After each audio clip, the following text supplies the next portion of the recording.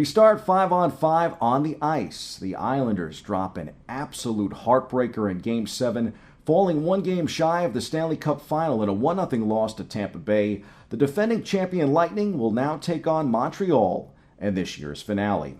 Meanwhile, the Isles will look to regroup next season, especially with star Anders Lee returning from injury. Coupled with that young core, the future is bright for the Islanders, even if there are no guarantees when you're that close to playing for the Cup.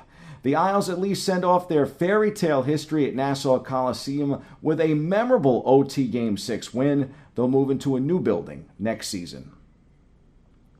As for the rival Rangers, they'll move forward with a new coach and a new team president. Here's more. They're just a team ready to take another step, and I'm just going from the teams that I coached in the past, the Florida Panthers, the Vegas Golden Knights, in most recent history with it. And you know what? You put your systems in place, you get the teams ready to play every night. You start at 7 o'clock, you got 82 games to play, you get ready for every one.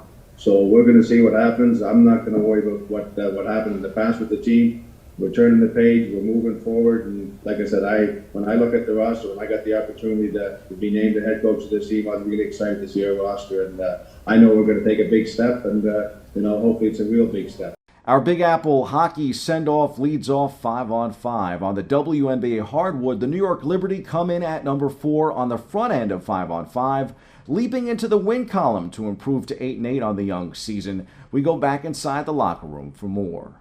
I think it was really good for us. I think we definitely needed it, especially with the past few games that we've had, and I think it just showed us like what we're capable of when we come out. We're disciplined, we execute, and we're focused on our game plan. I think we executed our game plan really well tonight, which we hadn't really done in the past few games. So I'm just really proud of us and happy for for us to get the win.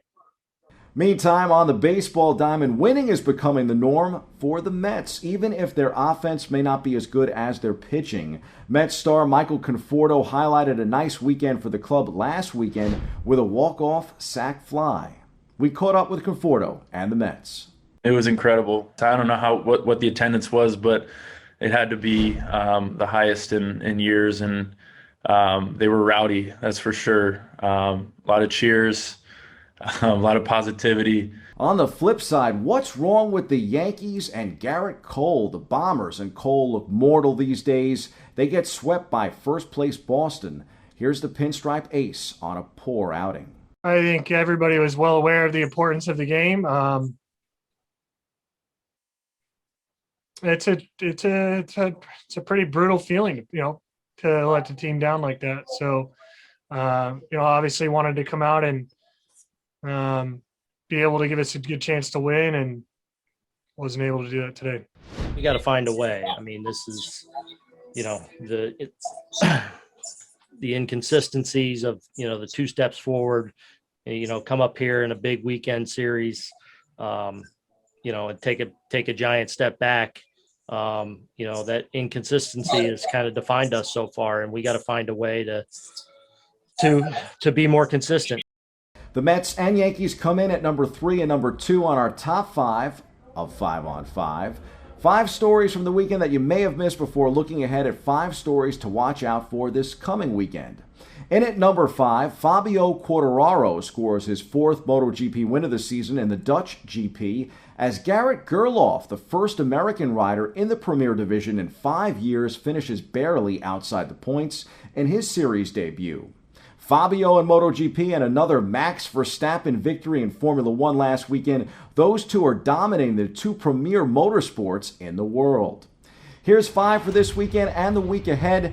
The American Century Championships will get underway on July 6th in Nevada. Some big names are set for the Celebrity Golf Championships. We got a chance to speak to several of them. I asked Baseball Hall of Famer and former Met Tom Glavine about fellow Hall of Famer and his former teammate John Smoltz about his chances in the tourney. Smoltz is a super golfer. Can you actually see him winning this event? I know he's been very competitive more recently, but I think the competition, as you guys have spoken about today, is probably better than it's ever been. I would never count Smoltzy out of anything. He's a guy that there isn't much that he doesn't think he can do. Which, I guess serves him well most of the time. Sometimes it gets him in trouble, but there isn't much that he doesn't think he's capable of doing. So, but you're right. There's some really good players in this tournament. And guys that can really hit the ball a long way and then hit it close to the pin when they do, and all that stuff. So it makes it tough on the rest of us. But if John's healthy and he's feeling good, I think he's got a chance. I know he played in the senior tournament a couple of weeks ago and did not play very well. And I talked to him after that, and he said his game wasn't very good. But if I know him, he's spending every extra minute he has now between now and the tournament working on things. So he'll be ready to go. NFL Tennessee Titans head coach Mike Vrabel talked about golf during the pandemic.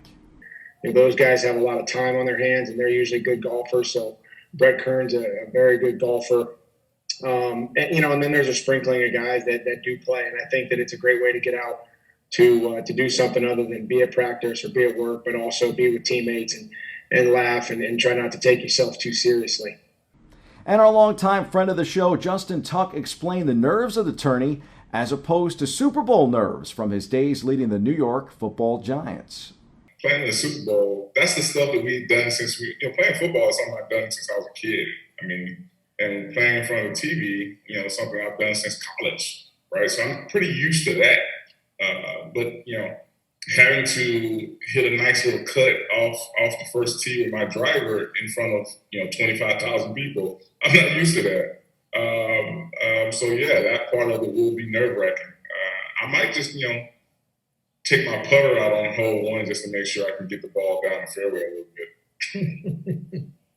As you gear up for golf this coming week, you'll want to tune in for a 3-game Subway Series this weekend on the baseball diamond. The Yankees welcome the Mets starting tonight at the Big Ballpark in the Bronx. The pair appropriately grabs the 2 spot here on the back end of 5-on-5. Game 3 of the Stanley Cup Finals takes the 3rd spot. That goes down tonight. Pivotal game for both the Lightning and the Canadiens. Puck drop is 8 p.m. in Montreal.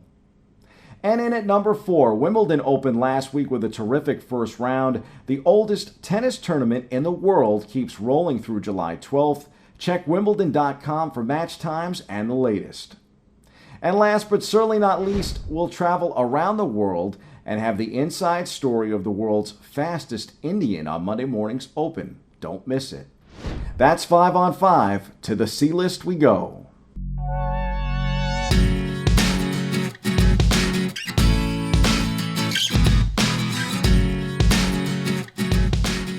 For this C-list, a shout out to the Yankees for making a wrong a right 60 years later. The 12th edition of the award-winning community initiative Hope Week returned Monday and took place this week with events each day through today. Monday's event at Yankee Stadium featured a woman who realized her dream of becoming a Yankees Batgirl 60 years after first writing the Yankees to ask for the opportunity. Here's more. Here at the Yankees, we have championed to break down gender barriers in our industry. It is an ongoing commitment rooted in the belief that a woman belongs everywhere a man does, including the dugout. And despite the fact that 6 decades have passed since you first aspired to hold down the position as New York Yankees Batgirl, it is not too late to reward and recognize the ambition you showed in writing that letter to us as a 10-year-old girl. Some dreams take longer than they should to be realized, but a goal attained should not dim with the passage of time. On behalf of the entire organization, it would be my great honor for you to join us for our game on Monday, June 28th versus the Los Angeles Angels to serve as our honorary Batgirl for the day. Oh my God. It is my honor and my dream, and I can't thank you enough, and Ab, for making this come true. I will be there. An absolutely amazing story. Hope Week, which we have highlighted each year, stands for helping others persevere and excel. There was a 1-year pause due to the pandemic in 2020, but like us, it came back stronger than ever in 2021. Nice job by the Yankees. That's your sports. I'm Bobby C.